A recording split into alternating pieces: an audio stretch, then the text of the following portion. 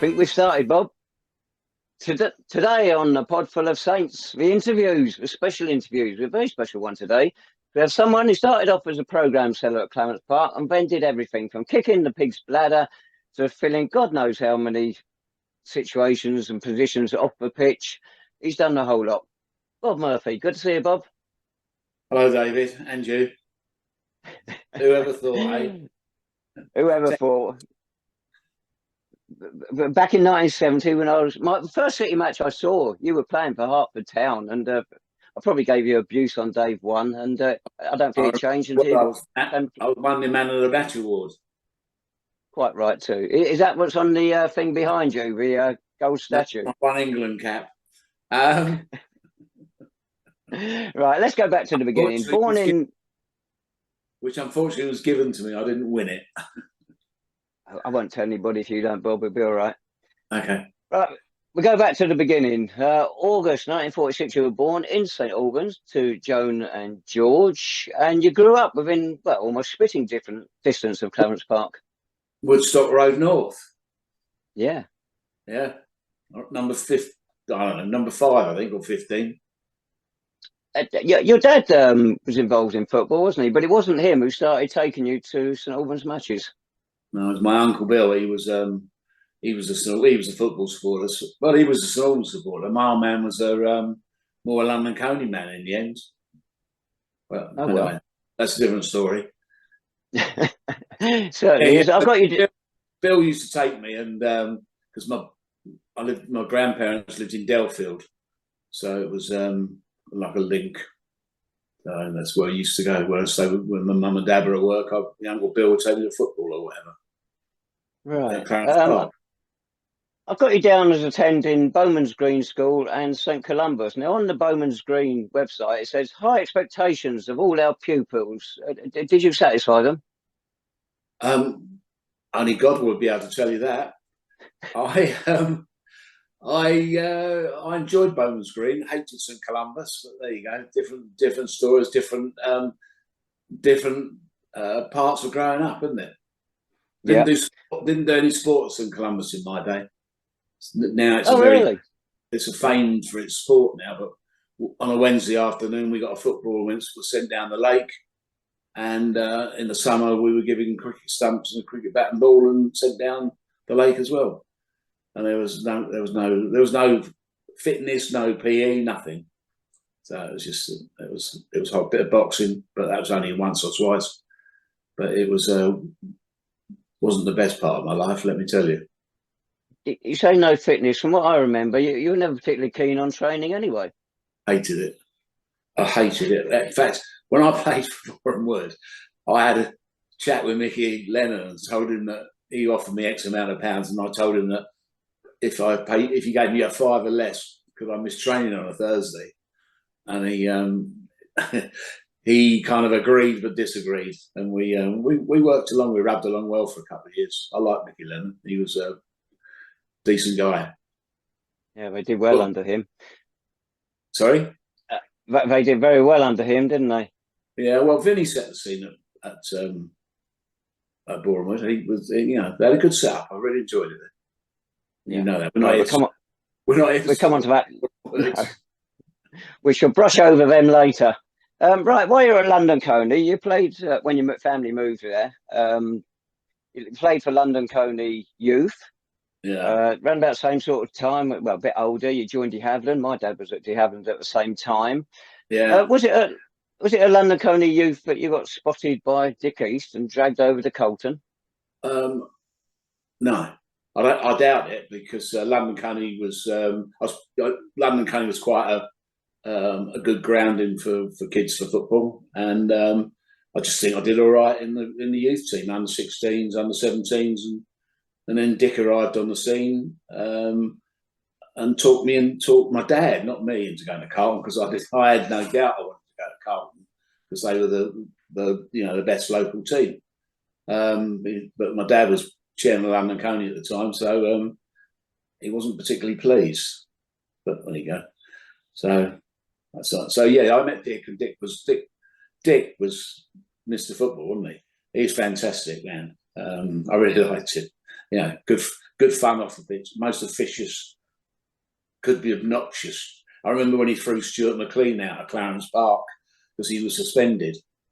He got a 2-match ban, or it was 2 weeks then, or whatever, and you weren't even allowed to go to the grounds. And we were watching St Albans play someone one day, and he threw him out of the ground. Well, Stuart's like 6'2", 6'3", and big chap, and Dick just told him he couldn't be there anymore. And so Mr. Officious, quite amusing at the time. It was officious, but as you say, very effective. But at the time you're working at de Havilland, of course, you're working alongside a load of City players you were seeing out on the pitch on a Saturday. Yeah. It was a good setup. I joined them when I was nearly 16. I was 15 when I went to de Havilland, so I was still playing. I was playing for London Colney then, but you just saw these people there that played for St Albans. So it was quite inspiring, really. And then, of course, I've met Alex Massey there. He was just such an icon. Played for Scotland 26 times and was manager at Hertford. But he worked at de Havilland, as I've already told you. Can you imagine working next to Gary McAllister on the bench? On the bench next to Gary McAllister. I don't know what Alex did there, but I worked in the computer department. But it's a good place to be. Good facilities. Working in the computing department, that served you well later in life, when you set up your own business and whatnot. Yeah, right. It was good. Good grounding. Right. Jerry Klaus, who looked after Selby, started Selby off, kept them going for years. And when he died, I kind of tried to take on the mantle of keeping it going a bit. And then Ken O'Gorman took it over and ran it quite successfully for a while. But then, like anything, money rules everything, and in the end, it folded. It had no base, it had no structure. It was a pub team. We'll come on to that later, because that'll involve Sporting Club as well. But that 63-64 season, you're with Charlton. You're with Carlton. Yeah. What a fantastic season! Was it the end of the season? 6 days, 4 cup finals, something like that. I think you won a lot. Yeah, we did win a lot. Yeah, on the County Cup, which we beat Bennett's End 6-3, I think, in the final. I got 3. Mickey Pestle got 3. It was good. It was. You don't realise until it's over how good it was, and you can't replicate it, and you never go back to it. So, it's just memories, isn't it?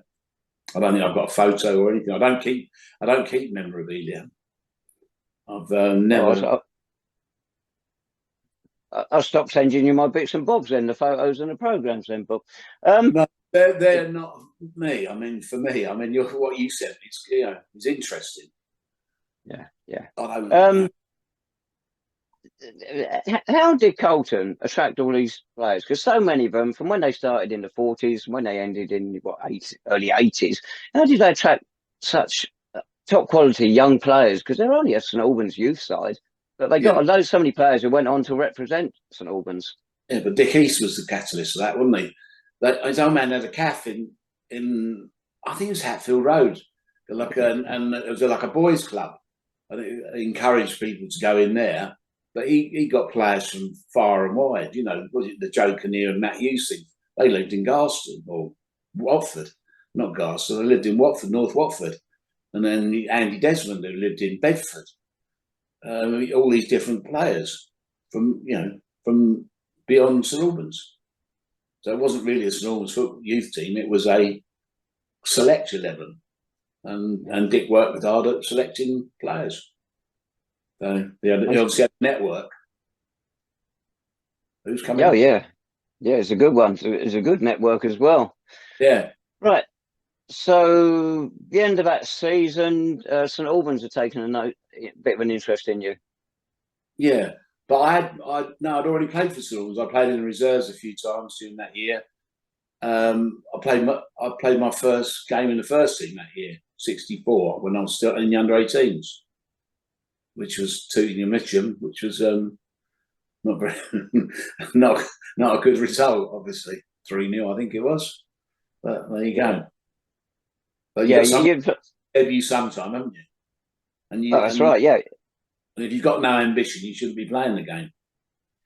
As you mentioned, I think it's back in about January you made your debut for the reserve team. And Yeah, you scored a lot of goals even at that level. yeah. A I couldn't do step it. up from youth football didn't bother you. No, I was a big old lump though. For my age. Do you know what I mean? And I was pretty quick. So yeah. But then I kind of lost that knack when I got injured, and I kind of lost the goal scoring knack. But there you go. That was what happens. Yeah, your debut, as you say, it was 8th of April 1964 for the first team of that match at Tooting. That's the only game in the first team that season. Next season, 7 games, and you won your first 3. You got to a good start, but Yeah. you picked up an injury along the way, as you mentioned earlier. Yeah, I think it was at Hendon. I fractured my pelvis. I didn't know that at the time, but I just couldn't walk. And well, I could walk, but I couldn't walk without pain. And no one knew what it was. Ray Cole gave me tablets, which made me do lally. So he was a trainer then, and he used to pioneer tablets. He had a tablet for every injury. You got groin strain, you got a bloody tablet. So I became a junkie at the age of 17. But I couldn't work out what it was. No one could. And it wasn't those days where you just pop down to the local hospital and have an X-ray. But Dick, to be fair, after a few months, said, "You got to do something about this," and he arranged for me to go to London to see a specialist. And I went there, and after 3 or 4 months out, they X-rayed me and found that I had a fractured pelvis, which in itself healed itself, but the muscles got trapped in between. And that was it. And they put me back together again, and I was off and running, but not the same level as I was. No, I was going to say, you mentioned there you lost your goal scoring touch maybe and a bit slower. Did it all come from that injury? It wasn't a bit slower. No, I was never slow. Ask Mitch. No, I don't know what it was. Do you know what I mean? It just happened coincidental, and that's when I became a centre half. Because when you're a kid, when you play, I played in goal for Colney Youth. I played left back, right back. When you're young, you play in every position going, don't you? Just to get in the team, and or just to get a game. So I was quite adept at moving around. When I played for Sporting Club on a Sunday, if we didn't have a centre forward for one seat, I played up front.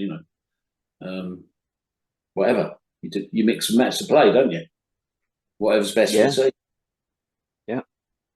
Right. Looking at those early games, St Albans, some of the players you played alongside: Phil Wood, Dave Lawrence. Did he last? Dave Lawrence, the last man to lift the FA Amateur Cup for Bishop Stortford. What a nice man he was as well. I like Dave Lawrence. He was. I played for the count. I got selected to play for Hertfordshire against Oxford, and I went along and I was sub, and Sid Prosser was manager, and they were 4 or 5-0 up with 20 minutes to go. And Dave, who I used to play with on the Sunday, came over to the bench and said to Sid, "Come on, we've won this." He said, "Give Bob a run out." And there you go. At the end of the game, I was still on the bench. So that kind of started my relationship with Sid off quite well. Never to improve.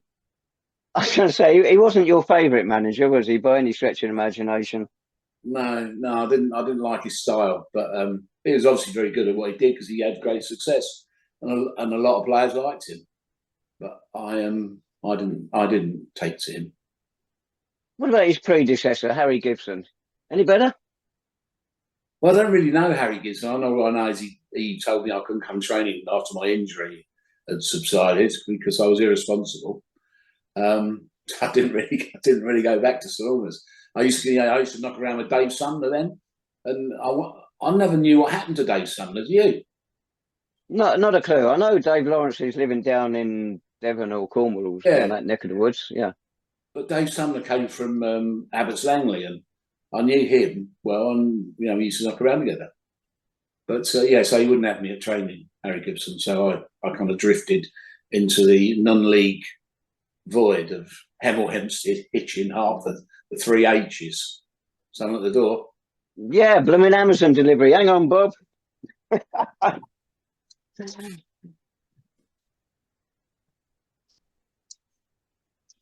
Ah, marvellous, isn't it? There we go. Knew that would What you happen. got? It's top secret. Can't explain. Okay. I think it's a lamp to keep the tortoise warm. Not my tortoise, but it's a long story. Right. I know you come out your shell at some point. Hooray! And he's about the same speed as me as well. Yeah, you mentioned those clubs: Hemel Town, Hertford Town, Hitchin Town, Yeah. um, I met Hall. the Sid Prosser prototype at Hitchin, a guy called Laurie Scott, who was fullback at Arsenal, and I lived in Hatfield Road, opposite the pub down there that's been renamed with the Shed. I can't remember what it's called, but near Marconi's. So I lived there, and I was playing for Hitchin, and we were playing St Albans at Clarence Park, which you can imagine is a 10-minute walk. And he made me drive all the way to Hitchin, get on the coach, go back to St Albans after the game, get on the coach, go all the way back to Hitchin, and then I got in my car and drove home. I never went back. It's about respect, isn't it? I didn't respect him, and he didn't respect me, making me do that. So you learn things, don't you? Treat people how you want to be treated yourself. There's discipline and discipline, but that's just pure pig-headedness. So, Before you, sorry, Bob, before you joined that lot and you signed to City, bit of interest from Luton Town. now, when I was at Carlton, George Martin arrived at the old man's calf, and I thought I was going to join the Beatles, and they said to me, "Oh, George Martin's here to see you." And I was anyway. He was the manager of Luton Town, or he was going to be the manager of Luton Town. He kind of gave me the soap about being a footballer and that, which was great, but you didn't earn any money. I signed anyway because the amateur form didn't do any harm. My man went mad. Not mad, because he was mad. He said, "You're stupid." He said, "You got a good job at the Adlands. The most footballer earns is £20 a week. I don't even think the £20 a week could come in then." So, and he was right. But anyway, I wasn't good enough anyway. So you got to realise your ambitions. It's like I realised having played with Joe Kinnear, how good you have to be to be a professional footballer. He was slight, tiny guy, what a fantastic footballer. And I just realised, I'll never be that good.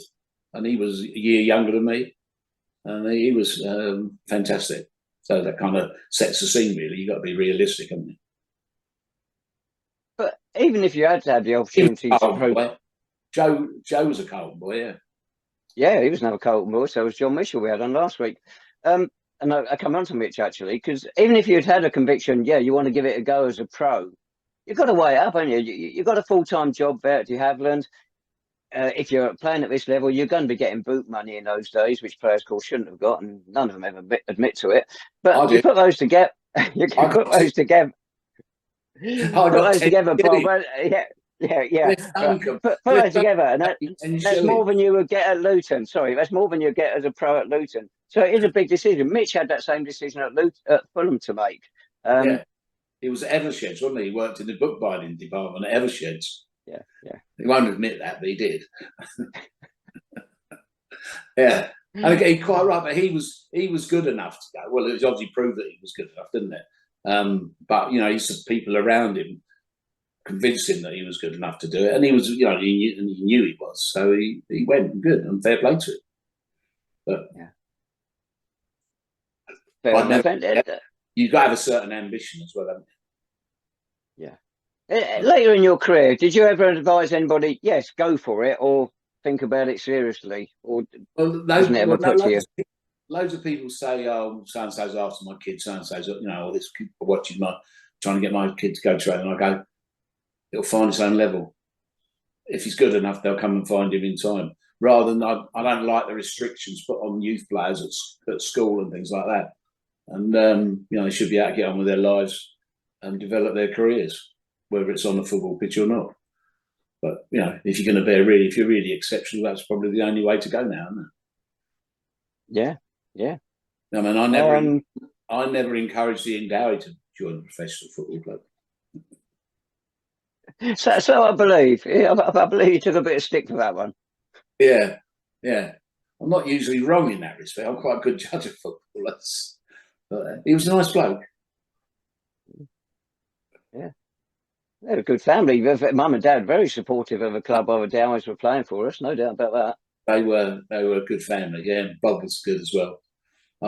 I remember playing. I can't when Mitch was manager, and I used to some as chairman or whatever I was. I used to sit on the bench and chip in, and we would play somewhere and went to extra time.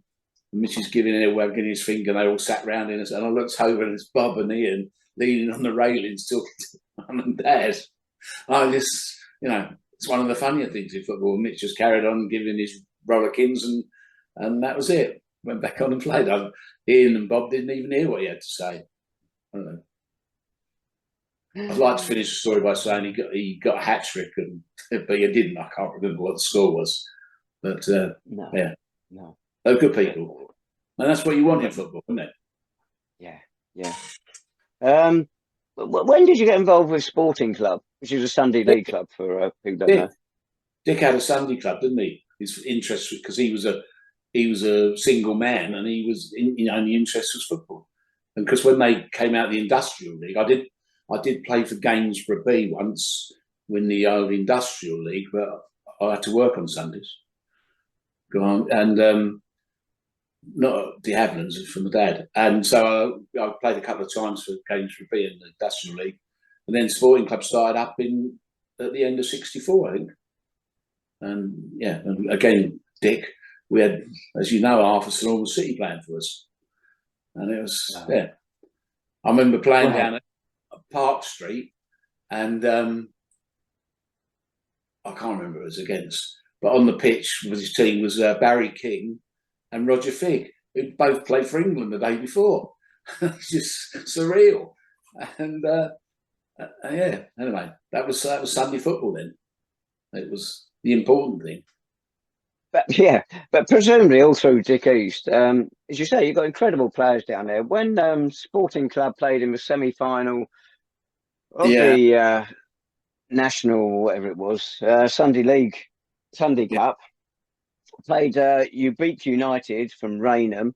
Now this side here, the Snowman side, the Sporting Club side, 10 players there at one time played for St Albans City. Yeah, and then you got your Beak side.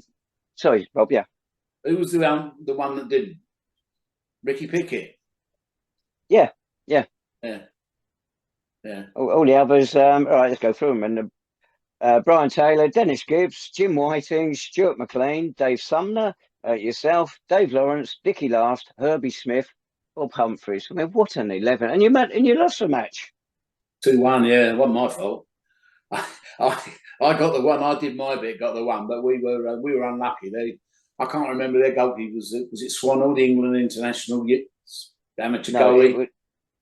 His guy who played for Walthamstow Avenue and Averley. I can't remember his Christian name. Shoering. Yeah, Dickie Last was through in the last minute to equalise, and he made fantastic. And he made a few good saves. But there you go. But it's football, isn't it? 6,000 crowd, wasn't it? Was that the biggest you ever played in front of? Yeah, I don't know. Yeah, probably. But the thing about that was you couldn't charge to get in, could you? That was a Sunday observance law, isn't it? So people had to stand outside selling programmes for a tenner, not a tenner, for sixpence, and and it was full up. It was good atmosphere. Well, so long as you used to get good crowds then, but not 6,000, obviously. So it was the only thing Sunday. Well, I remember even in the 70s when we played some Sunday games during the miners' strike and whatnot. It was the same thing. Admission by programme only because you can't charge for admission. Yeah. But then, everything changes, doesn't it? As in, football's completely changed. Yeah, we shan't get into today's football. We shan't touch it with a sledgehammer. The game that it was. Right, you're now playing centre half for Sporting Club, and you got spotted by Maurice Walby. Well, you can't get spotted by Maurice Walby because Maurice Walby was omnipresent. Wherever he was, the ubiquitous Maurice Wilby. He'd turn up on Sunday games all over the place. And in fact, he even played for Sporting Club, Maurice. And he was an ex-England international, but considerably older. But and a bloody nice bloke. And he did like a sing song, did like a drink and a sing song. And he was a decent man, and he was good to play for at Hertford. Well, I played for Letchworth first with him, and then he moved to Hertford, and I went to Hertford. In fact, when I played for Letchworth, when they introduced subs, 60. That must be 64. 65, was it? I got pulled off at half time. I won't go through the old joke, by the committee at Letchworth because I was having a mare. And I was having a mare, and Maurice, was a footballer, but the committee ran the club and picked the team. Maurice was just the coach, and the committee turned up at the dressing room door at half time and demanded that I was replaced. So there you go. So guess what? I left. But I did go back soon after. Because Maurice was, and that's when I said I'm not playing centre forward anymore because I keep missing too many goals. So that's when I became a centre half. So that was it. Those who don't remember, Maurice played for us late 50s through to about 61, I think it was. Before that, as Bob mentioned there, a couple of amateur England caps. Then he came back as manager of City in the late 80s when we were in financial difficulties. But we'll come on to that in a minute. He got players to play for him because he gave him a job at Electrolux because he was foreman at Electrolux. Well, I think Phil Wood worked at Electrolux. Martin Green certainly did, and a few others. They didn't probably last very long, but he got them a job, and that was his kind of a calling card. Come and join me, I'll get you a job. Yeah, I forgot about his Electrolux connection because I remember in 78, 79, a lot of young players he brought in, obviously Luton connections. And you're right. Yeah, he was another one that was a very knowledgeable guy and just worked the local circuit. Anyway, he's George Cooper's mentor, wasn't he? He was the one that kind of brought George Cooper along. What a player. Yeah, what a player. You're right. What a waste. No, he wasn't. Yeah. He should have done better than he did. Whether that was down to personal ambition or just luck, I don't know. But he was a good player. Well, you'll probably remember there are rumours of Bill Nicholson, not our old treasurer, the old Tottenham manager, looking at him, and also Rob Smale in the early 80s.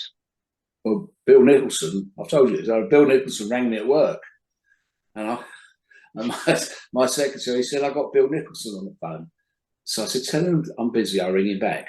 So he came back and she said, no, he needs to speak to you now. I said, tell him to clear off, I'm busy, and stop messing about. And she said, oh, he's not Bill Nicholson from the St Albans, because I know him. He said, it's the real Bill Nicholson from Tottenham. I said, tell him to clear off. And anyway, she put him through, and it was Bill Nicholson about Rob Spales. He was interested in talking to him, which is fine, which is good. And Rob didn't go in the end, but he had all the ability to make a pro, but he was too far along the line. I think he was in his early 20s then, I think. But yeah, well, George Cooper would have been good at Tottenham. Good at Clarence Park, that'd do. Yeah. Well, talking of Tottenham, because unfortunately you're a Gooner, but I seem to remember you telling me in the past, back in the 60s, was it? You'd alternate between watching Tottenham and Arsenal, whoever was at home? Yeah. There was a guy in a village in London County called Colin Goodall, and you got to be old to remember Colin Goodall, but he was a Tottenham supporter, and he used to go Tottenham mad. So if I don't go to Arsenal, he'd take me to Tottenham. So it was good. Yeah, well, that's football's football, isn't it? You might dislike some more than others, but you got your team. You can't change your team, can you? You can change your job, you can change your wife, you can change your religion, but you can't change your football team, can you? No. Of course, getting into first division games in those days is a bit easier than it is nowadays. Just walk up, don't you? They were pleased. Yeah. They were pleased to see you. It's like I've got season ticket at Arsenal, and if you don't attend 17 games, they take the season ticket off you. Just what's going on in the world. Yeah. So you give him his money, and that's not enough. Okay, You fair have enough. to turn up. And you got a seat, but not only have you got a seat, but you have to turn up and sit on it. Yeah. God, I wouldn't wish that on anybody at Highbury, is it, or wherever it is they play these days. Yeah. Right. But you Hertford can Town. sorry. You can assign the tickets at Arsenal, so someone else so it counts to your number for the end of the season. All right. Okay. Oh, fair enough. All right. Right. I'm getting back to Hertford Town with Morris. You recommended to Morris that he should have a look at John Mitchell. Well, yeah, because he was another one of Dick's boys, wasn't he? He played for us on Sundays, Sporting Club, and I took him to Hertford. And I don't even think he could drive then. So yeah, and he was a good, yeah, he got on well, he fitted in well. John mixed with everybody as well, which helps in the football team. And he did really well there. Yeah. And you also mentioned him to Fulham as well before they made their interest known. Yeah, I went out for lunch. I was a bit of a hooray Henry as whatever. I went out to lunch and Bill Dodgin and Jimmy Hill were there, Michael Parkinson, Willis Hall, and we were sitting around this table having lunch. We were talking about football, and I said, "There's a kid who I played with at Hertford who's really good. I think you make a pro." And Jimmy Hill looked at me and went, "What the? Do you know about football?" I went, "Okay." They signed him next week. But anyway, so Bill Dodgin obviously listened. But yeah, I remember Willis saying to him, "He's right. He is a good player." So I went and looked at him. So and he was, and he did. For those who don't know, sorry, Bob Willis Hall was president of St Albans City from '67, I think it was, to '73. Magnificently successful playwright. He was, yeah. Budgie. But he did some serious stuff as well. But yeah. Okay. Where are we now? Done Hertford and whatnot. 1971. Boreham Wood come calling. Yeah, they didn't actually come calling. I asked to join them. As I was going through my midlife crisis, I'd gone out to work on my own and whatever, and personal things. I decided to have a change of scene on everything, so I joined Boreham Wood. Fitted in straight away. Loved it. Got on really well with Vinny Cook, and the rest of the lads. Well, that's your favourites there, weren't they? Jacko and Sned. The double acts. You love them in your team. You absolutely loved them. Yeah, and had a good time there. Won a few things. And the funny thing is, David, wherever I played, I won things. Letchworth, Hertford, Boreham Wood, Sporting Club. But at St Albans, I won nothing. Nothing. It's strange, isn't it? It is bizarre. Yeah, because I came from a winning mentality, if you like. Yeah. And St Albans, we never won it. I don't think he even got close to anything. Not while you were there, Bob. I can't see the connection there at all. You mentioned Vinny Cook was Wood manager. He had 4 games for us in 1958. And that was, yeah. Don't like to admit that, do you? Well, during the '70s, there was a lot of switching over between the two clubs. A lot come over here, we got over there. And, of course, we disliked everybody who came by Boreham Wood, except for yourself, Bob, obviously. Yeah. But they were successful, but they didn't have a great reputation outside of Bruffinch Road, did they, in the early '70s for the way they played? No, I think they still play like it, actually. That's probably why they went down. So that's what I've been told. I haven't been but I've never been back. I've never been invited back. Well, actually, I went back and stood on the terraces to watch them when they had a little bit of a memorial thing for Jacko and Mickey Lennon when they died. That's the only time I've been back. Still played the same big bloke up front. But yeah, that's the way it was, and it worked. Yeah, very strong at the back, shall we say? Very robust. Yeah, industrial. Right. Athenian League champions, player of the year at Boreham Wood, 1973-74.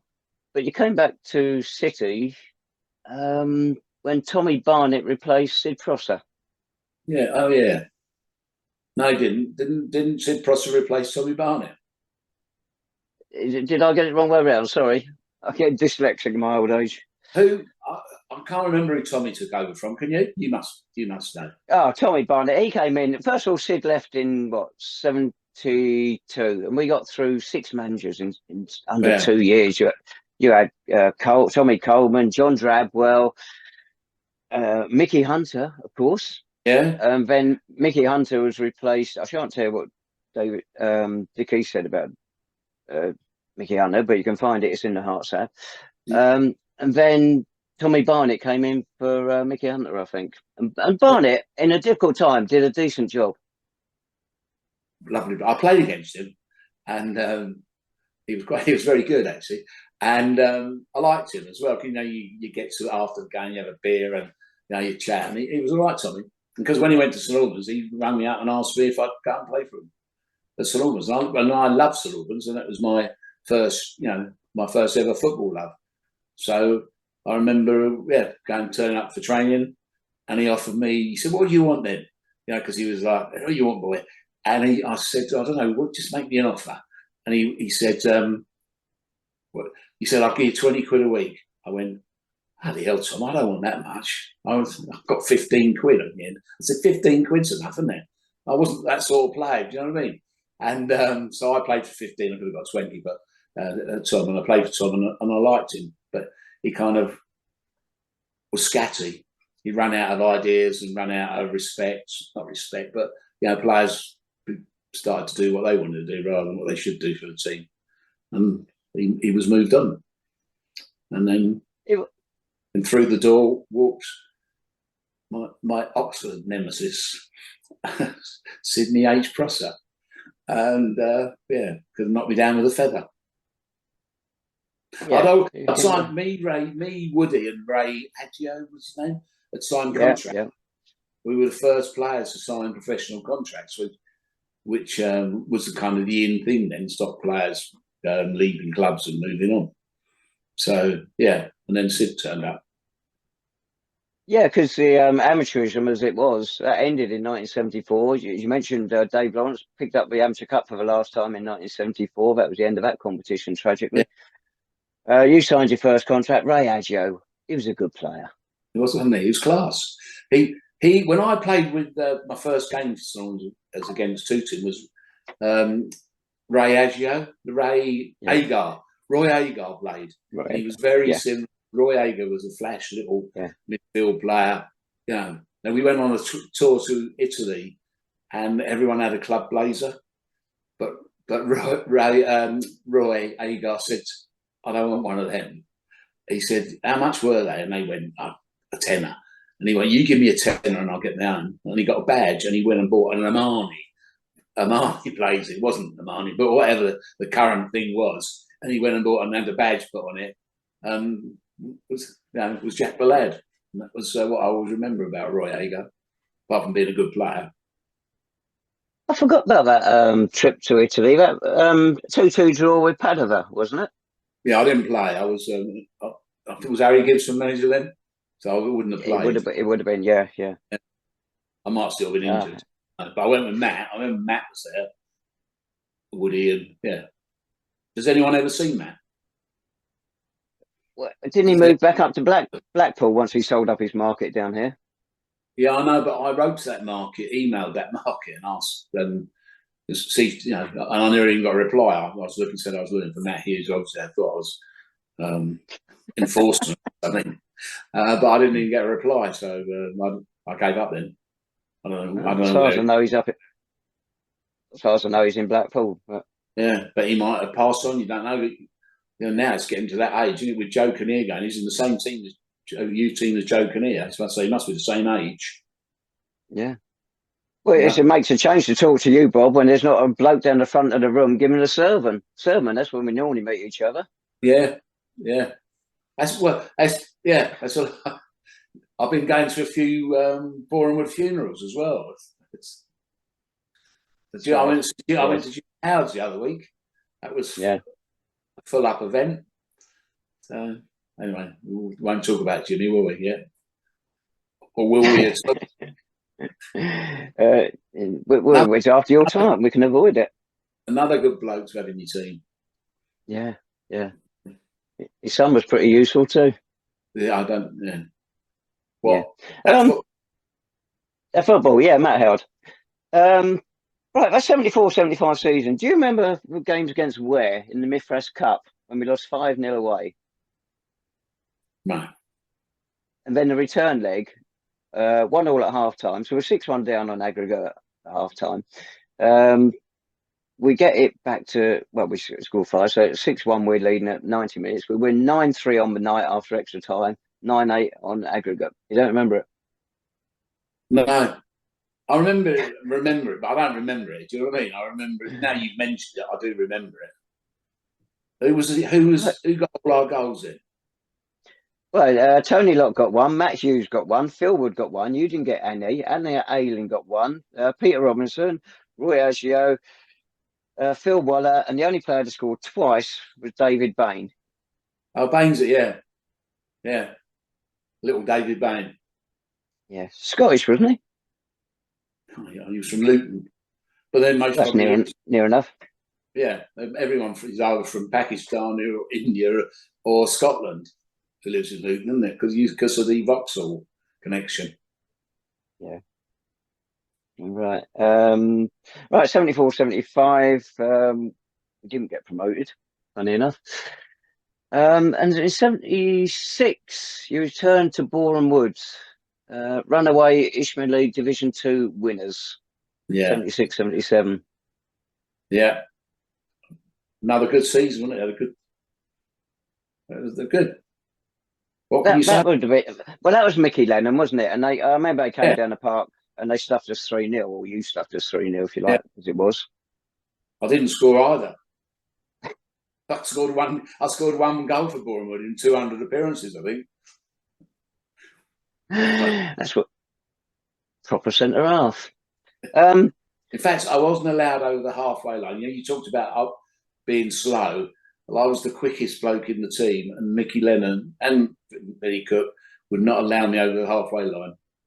God's honest truth, that you're not allowed to go over the halfway line because I was always there to recover. I'm sure you scored when you were centre half for St Albans. Sure you did. Yeah, I did. Always got different rules and different managers, wasn't it? Yes, we're desperate. Go forward, see what you can do. Well, exactly, yeah. And well, way to Tilbury once. That's come flashing back through. I remember that free kick. Yeah, 40 yards, or was it 50? Oh, at least.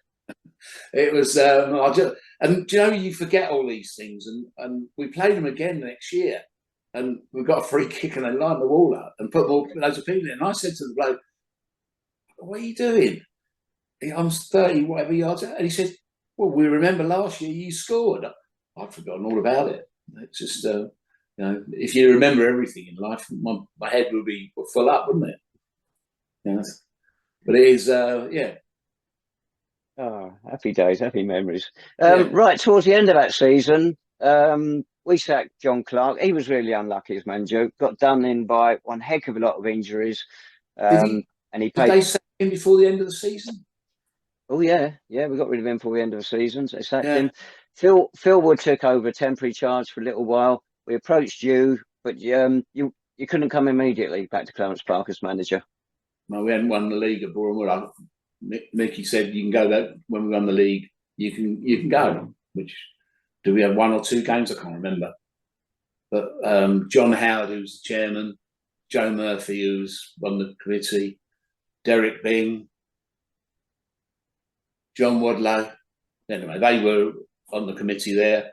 They asked me, and I was St Albans boy, and I knew them all anyway. But anyway, Wadlow was my kind of father-in-law, and so it was an attraction to go there. I had run the Sunday team for a while, so that kind of made sense. So I went there. I got a budget of £180 a week for the new season, and I got paid for points per game rather than whatever, because I wanted to be a winner. And we went through the season, did all right, finished 4th, I think. We had a few good results on the way. we'd have probably gone up if it hadn't been for the goalie. But that's my fault for picking him, and I couldn't find another goalie. Well, I did. I found in Steve Anscombe, but he got injured, and Scooby or Steve Wyatt I played with at Boreham Wood was a good goalkeeper at Boreham Wood. I don't know, just that extra 10 miles up the road, he kind of lost his compass, and he was a nightmare. Anyway, well, he lost it in the sun once, didn't he? Was it Walton and Hersham away? Sun got in his eyes and whatnot. Yeah, that's when I went and stood behind the goal, and he couldn't see it. But I do remember him at Boreham Wood, and I should have been aware. He had the ball in his arms, and he went to throw it out to left back. I think before Kevin Hart, I can't remember who it was. He went to throw it out. He went, no, and Scooby turned round with the ball in his hands in a complete half circle and threw the ball in the back of his net. It's one of the most bizarre things I've ever seen. Anyway, so that should have been an omen for me, shouldn't it? But if only more. Well, I was going to say, if only more wood keepers would do that. Yeah. Right. But start of the 77-78 season, ended the previous season with 2 wins. You started the next season with 3 straight wins. That's possibly helped by a match at Bromley being called off due to a downpour, and only the second Saturday of the season. It was the first game of the season. No, it wasn't. First game was Casuals, beaten 4-0. Then Oxford City. Anyway. Yeah, it should have been possibly. Yeah, possibly for that. Yeah. It was rained off. Yeah, unbelievable in August. Yeah. Yes. But it allowed us to win the first 3 games, lost the 4th one at Dulwich. Straight away then you picked them out as a good side. We're not going to, not many teams are going to beat them this season. As you say, we finished 4th. We actually finished 6th. But it was tight all the way through, wasn't it? Yeah. It was what all the way through, sorry? It was tight. We were hovering there all about all the way through. Yeah. We never really got right into that very top group, but we never lost touch with them. No. You had some good players that season. I think we had 13 players, didn't we? 14 players. The City Youth got involved. We had a load of kids. Yeah.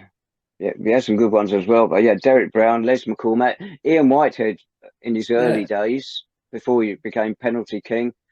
Danny Johnson, Willie White, Woody played his mum and dad games. His mum told me off when I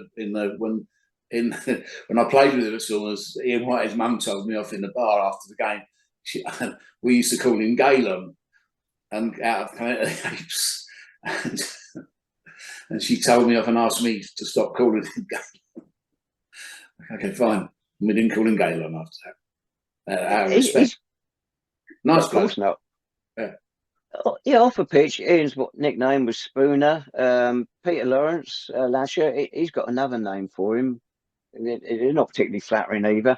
But what a consistent player Ian was. It wasn't spectacular, but he was solid. You can rely on him. Yeah, he's a good, honest player. Yeah, above average. Yeah, cool under pressure. Yeah, he was a good player. And also, you had Paul Miles, 10 goals in 42 games. He hadn't really fully developed, has he? So that was still, 3 or 4 years into him, but he was a slow developer. Yeah. But going back to Derek Brown was a good player. Up until Christmas, he scored loads of goals. And then he came to me and said, I've had an approach from Barnet. I want to go, they want me to go and join them. And he mentioned whatever they'd offered him. And I said, well, I can't match that. I'll get you in a couple of other quid a week, which was 2 pints then. And he stayed. But he was never the same after that. His goal scoring record diminished. And it's just funny the way that it plays on people's minds and their ability, isn't it? Having been as keen, that little bit of keenness goes out of the game, and the performance drops. Yeah. But, yeah. He was top scorer, 23 goals in 52 games. Second highest scorer, the old blonde bombshell, Peter Robinson. Robbo. Another sporting club graduate, wasn't he? Another Dick East. Yeah. Another Dick East boy. Fine. Pete was, nice guy. lived in Marshallswick, preferred tennis to football, but but he turned out for you, never let you down. You mentioned you were manager of a sporting club, don't you? What did you do? About 3 years there, maybe more. Yeah. Was there any sort of grounding for the job at Clarence Park, or were they poles apart? You like to think that you know what you're doing, don't you? So you hone your skills with your Sunday team, play a certain way, and certain players do certain jobs. So this is no different to playing at Boreham Wood and being told what to do. You just got to then transfer your ideas and knowledge into your players, and that's how I saw it, really. And at the end of the day, you're only as good as your players. And all this coaching, you coach kids and make them good. You need good players. So Sid Prosser didn't do well with average players, did he?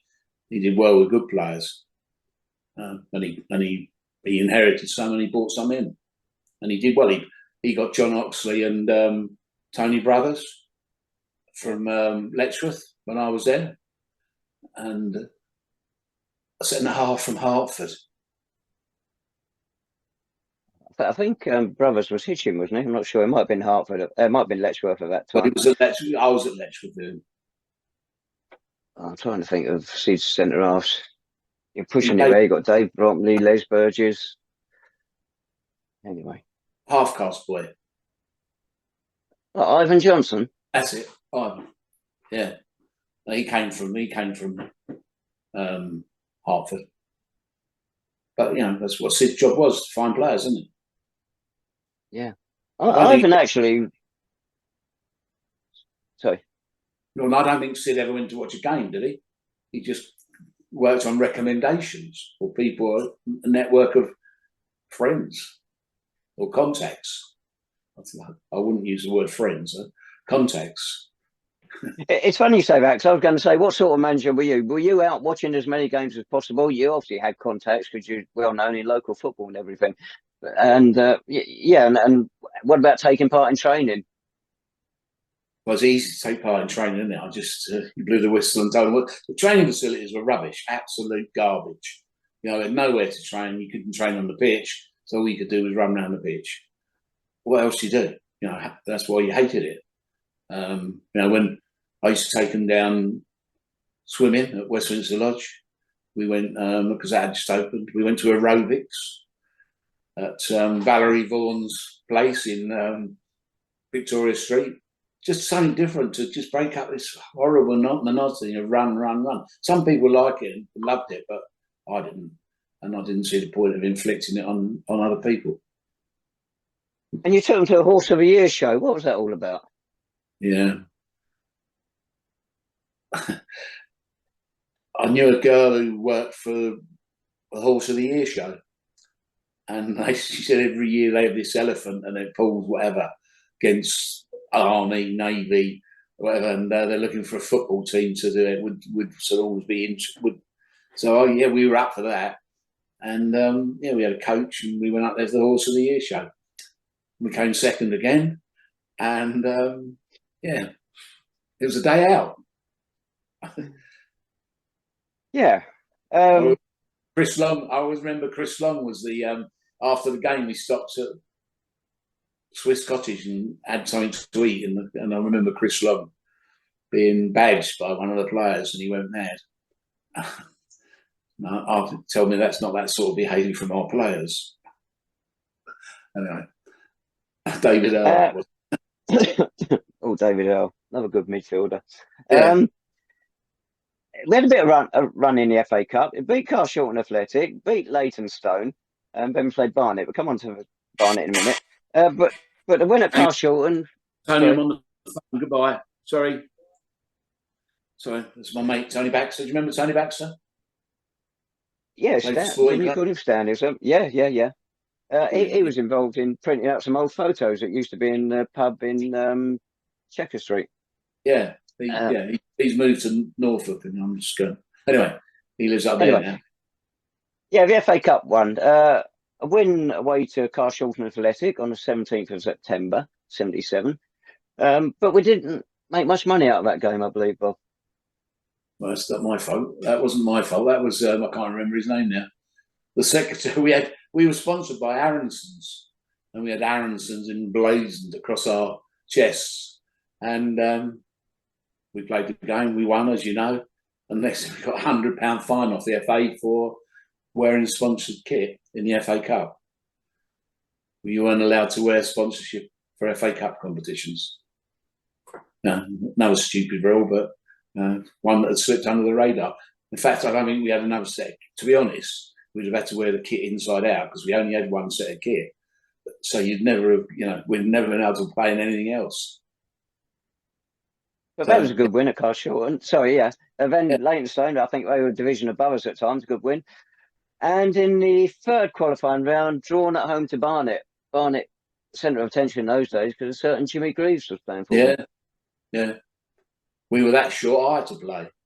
And, it was like an honour, if that's the sort of thing you can say, and a pleasure to be on the same pitch as him, really. But I just realised he was another... He was, I talked about Joe Kinnear earlier, about the way he moved and whatever. And Jimmy Greaves was exactly the same. He had this fluidity about him. It was like on ice skates, he just drifted past you. It was a fantastic experience. And he got a goal from the free kick, just put the ball down, knocked it in the back of the net while we were all lining the wall up. So, that was a good experience. And we all went, after the game, we'd lost 4-2, did we lose, I think? And I said to the boys, come on, let's have a shower, let's go and have a drink with Jim. And we went out to the bar afterwards, and I said to, I think it was O'Hara at the bar, I said, where's Jimmy? And he went, he's had 2 large vodka and tonics and gone. So I went, oh, shit. So we never got to meet him. So, Did you get close to him on the pitch? Sorry? Did you get close to him on the pitch? Yeah, he went past me a couple of times. Yeah. That's one of my regrets. And all the time I was watching St Albans, I was working that day. And, were you? No. Yes, I didn't see that game. Best game ever at Clarence Park. Yeah, I'm sure it was, Bob. I'm sure it was. Right, towards the end of the season, we didn't get promoted. But all looked fine and dandy for you coming back as manager next season. As the season ended, you had agreed your budget, I believe, for the following season. Yeah, I've got up my budget from £180 a week to £220 a week, which is 20%, isn't it? Which is good. Well, it satisfied my needs, and I had a tight squad, and I've got some extra players in. And a week before training, I got called into the board meeting and told that the budget was being cut in half. Not was it 110? It was 90. So cut in half I looked at these guys who I knew and I socialised with them and were part of my family. And I looked at them and I said, I'll do it for nothing then. You give me £220 a week, I'll do it for nothing, and we'll go from there. And they refused.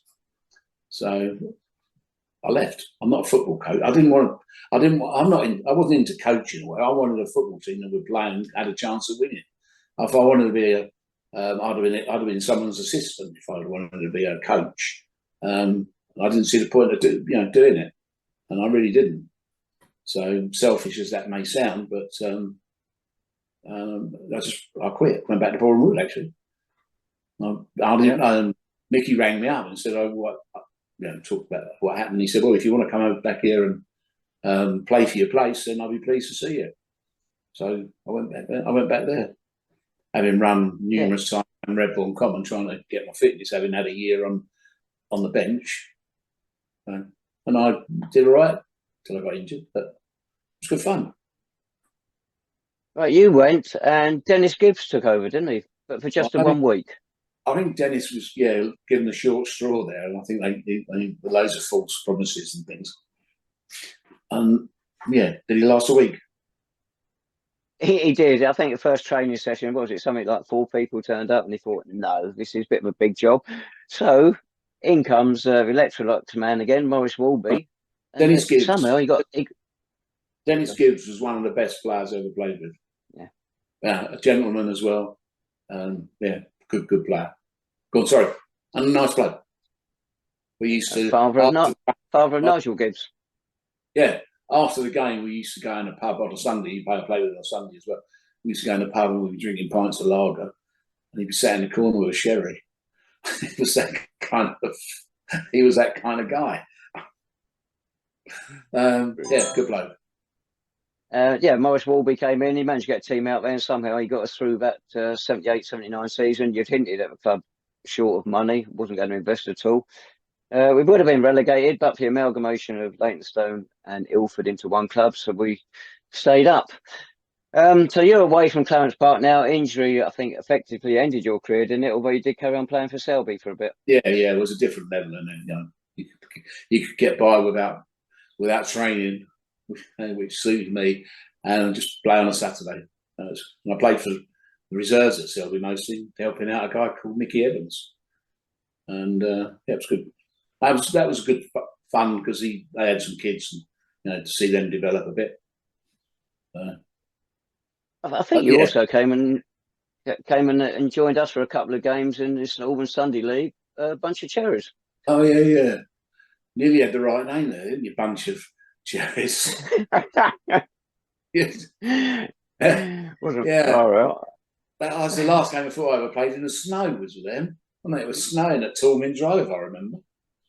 Crikey, I'd have had my gloves on then. Yeah, I'm surprised you weren't in the sleeping bag. Anyway, getting back to serious football. So you're not a senior non-league football anymore, but in 1983, you get invited back to Clarence Park by Morris again, to help in an off-the-pitch position.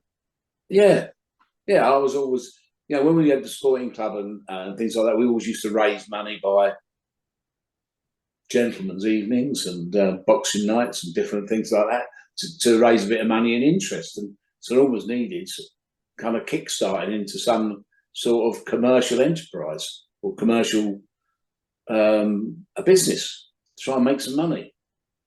So I came back and did a bit with Morris. Ken Hill was the chairman, I think, then.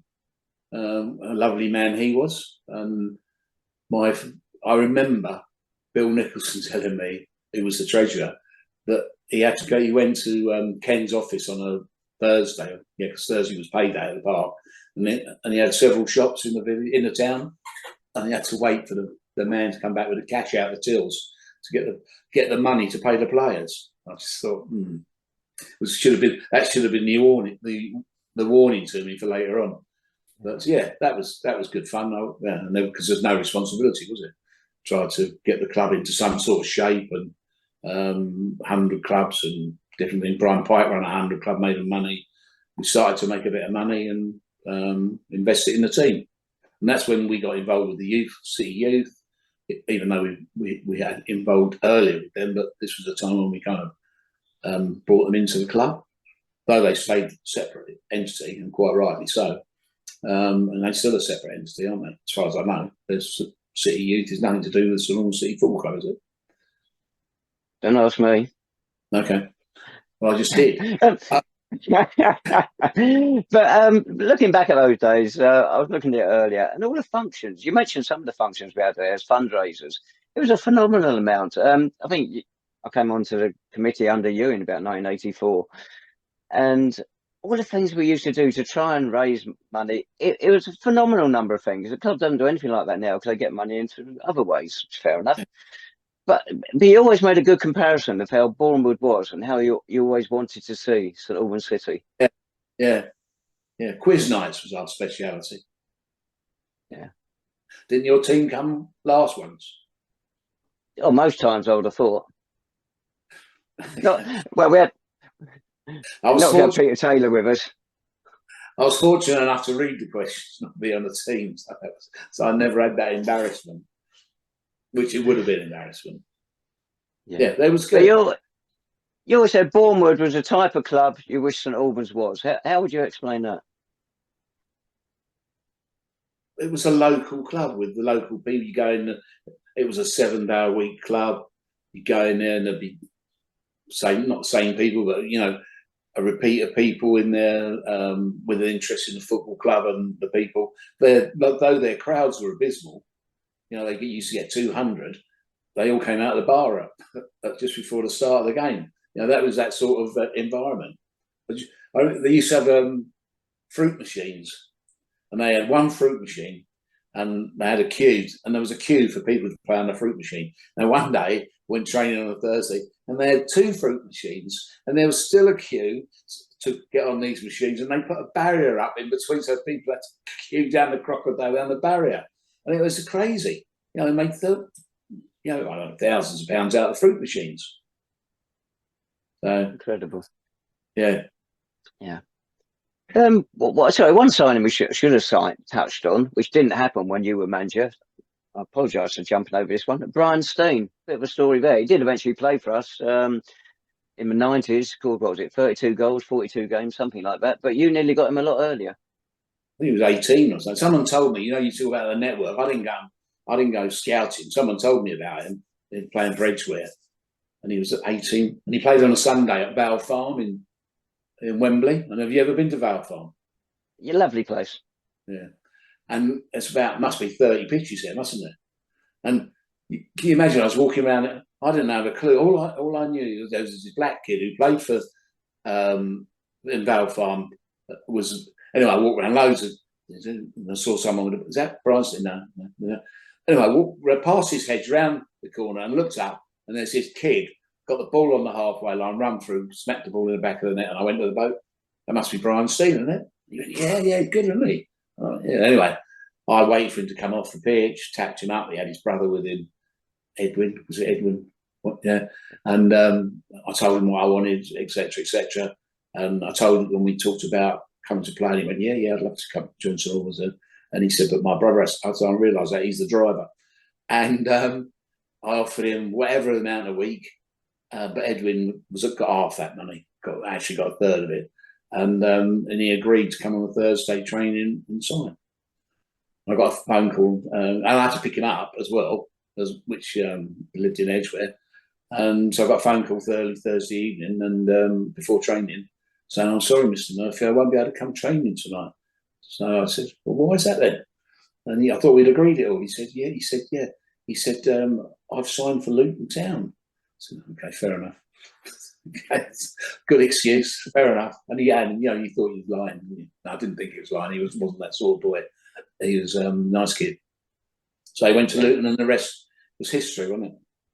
And for your he got 2 goals for Luton against Arsenal in the Little Woods Cup, was it? Yeah, something like that. Wow, what a hero. The hero. Yeah. We're back at Clarence Park. Sorry, yeah. I saw him in Billy's a few years later and told him off for that. Anyway. Oh, in Hartenden, yeah. Yeah, he must have been playing for you then. What year was that? We played for, blimey, mid-90s, 93. Yeah. Something like that. Yeah. I should have looked it up earlier, shouldn't I? Yeah. Right, anyway, back at St Albans, you had Mike Watson Chalice, actually owned the club then. Got taken over by Blue Arrow. Did he own the club? John... Well, he said he did. Yeah, I think that sums it up. Okay. Then Blue Arrow came in and became a lot more professional off the pitch, didn't it? The way we were run. Well, Mitch was when Mitch stopped playing, he was selling sports equipment, and I bought a pair of Puma tennis shoes off him. I remember that now, and they fell apart. I've never got my money back.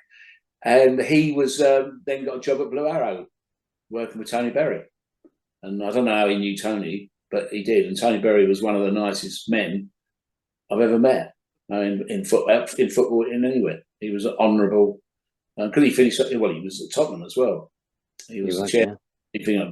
He was on the board at Tottenham, and that's why he had to leave St Albans in the end. Anyway, we digress. But we got tied up with Blue Arrow, and it took a proper interest in it, and which made it easier to work. We had a structure. The club was restructured. We had they sponsored us. They had money, and it made the off the pitch activities less harrowing. And Mitch got a budget to run his team, and got plenty of players with it. And then one day when we got promoted, we started the season. I don't know, but we got promoted, and we didn't do very well. And we went into this board meeting at Blue Arrow, and Tony came in and said, John, he said, what's gone wrong with the football team? And Mitch went, I haven't got enough money, Tony. And he went, well, how much you... And he was, I think the budget was £500 a week then, say, might not be. And he said, well, how much do you want then, John? He went, 1,000 will do it. And Tony looked at Eric Hood and went, yeah, I think we can do that. No, Charles Freeman it was. Charles Freeman was the account. That's right, yeah. We can do that, yeah. I said, he said, we'll make up the difference. I went, hang on. I've got to find the money. You're going to make up the difference. I've then got to come to you to make up the difference. Yeah, we're good for it. Anyway, Mitch got his money. We worked hard to raise money and whatever. Kenil opened more shops, and we just carried on. And yeah, I think Tony Berry lived up to his word, didn't he? He did. Yeah. No, he was fantastic. Proper bloke. Yeah. I seem to remember when he was a youth player, I got a feeling he might have played for Middlesex schools. He certainly played for Tottenham Youth. As you say, went on to be Tottenham chairman in later years. But well, Mitch came in after his playing days were over, just going back a little bit. He was coaching a bit with John Butterfield. When John Butterfield, business pressure, or whatever you want to call it, he had to stand down, and Mitch took over. Nice bloke, John Butterfield. Good footballer, a great footballer, but an even better bloke. Nice bloke. He had a job with the government, whatever it was. I think he was in the Secret Service because no one ever knew.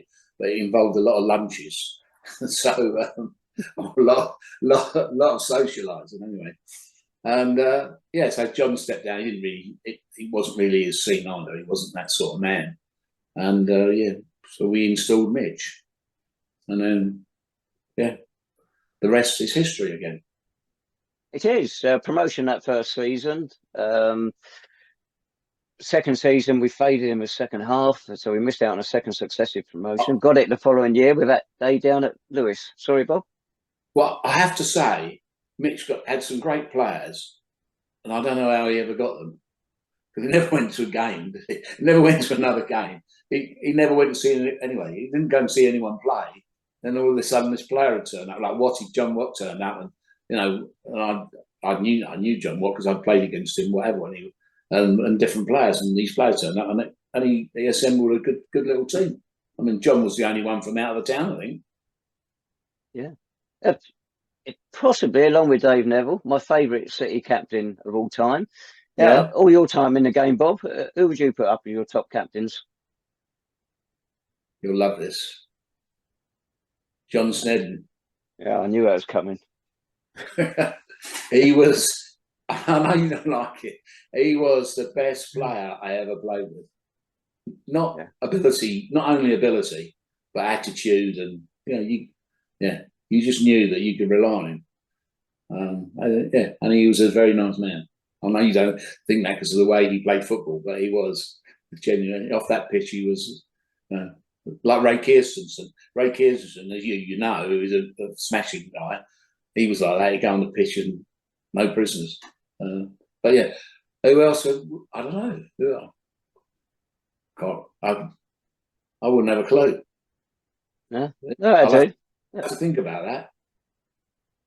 I'm trying to think who was your captain when you were City manager. I should have a look at the lineups. That'll probably tell us. Hey, never mind. Right. Where are we now? Mitch stands down. You're still involved in the club. You've done managing director, chairman, every position in between, from selling programme and all of those. Mitch stands down, and we're looking for a new manager, and it goes to John Lacey. Well, another proper bloke. He had his degree as a footballer. He had a degree, so he had to be clever, didn't he? He had to be a proper bloke. But he was a nice bloke, John, and it kind of fitted the bill. He was intelligent, well connected, well respected. It was obvious, and so he did the job. And unfortunately, he didn't do it as well as we thought he might. Because he was doing both, wasn't he? He was commercial as well as manager. Wasn't he? There was a day we changed the way they worked because we had to generate income. And the idea was him to be full time, so he paid him a salary and a commission based on whatever, and he was to promote the club and get us sponsorship and different things like that. It worked to a degree. We always hoped it was going to work. We never really saw the benefits of it, really, because did he last 9 months, 8 months? He saw out a whole season. Yeah. Well, which is 8 months, 9 months. Which is, yes, that's true. Which is more than the next guy did. You brought back a former City goalkeeper, Doug Park, in to replace him. Doug had a lot of contacts. Doug was very eloquent. Could drink and talk with the best, and I had high hopes of Doug because I thought he would. He liked football. He had the interest. He was a local lad. He was a Redbourne boy, and he had the best interest of the club at heart, I think. And but his commercial results were slightly better than his football results, or they might have been equal. But he didn't cut it with the football. He had all these players and he had all these great ideas, but it didn't work. And Roy Butler was his right hand man, and Roy Butler was a well respected coach. He was an ex-City player, and and he went on to manage St Albans later, didn't he? A lovely bloke Roy was. Doug Parkin, I think, like John Butterfield, good cricketer. He's what? A good cricketer. Oh, good cricketer. Yeah. I don't just mean the hours you two spent in the cricketers at Redbourne. I don't mean that cricketers. I meant with a bat. Yeah, I know. It's funny that John Butterfield and him went the same way, isn't it? They were out with a googly. Anyway. They were. Right, Roy Butler comes back as manager with Steve Perrin. Yeah. Two really nice people. Too nice? Can you be too nice? I don't know. I didn't have enough time to be with them. They were nice people. My kind of career with them finished not long after I appointed them, really. So, I'd hoped for Roy. He had the right idea about football. And Steve Perry, as you say, was a nice bloke. I just remember Steve Perry. I can't remember who we were playing, but Gary Keane was having a fight with someone at the York Road end of the pitch, or someone. It was all going off, and there was Steve Perry standing with the goalie from the other team. I can't remember. Standing like shoulder to shoulder, chatting away, and it was all going off. Ruction Sparrow was in there, and they were just chatting away and not interested in it at all. You don't have to be, do you? You don't have to get involved in rubbish. No, you don't. Brian Stein, by the way, played in 94-95, and as I said before, 32 goals in 42 games. Yeah. The second promotion we had under Mitch, do you remember that day down at Lewis, the 7-1 win? Yeah. I remember it. I remember the game. I don't remember coming home. I'm not surprised. Okay. A picture of you coming out of a clubhouse probably explains that. Yeah. But happy days. So looking back at your time at St Albans, well, but I suppose the one regret is that you didn't win anything while you were there as a player or manager, and maybe also not getting that longer stab as manager. The what?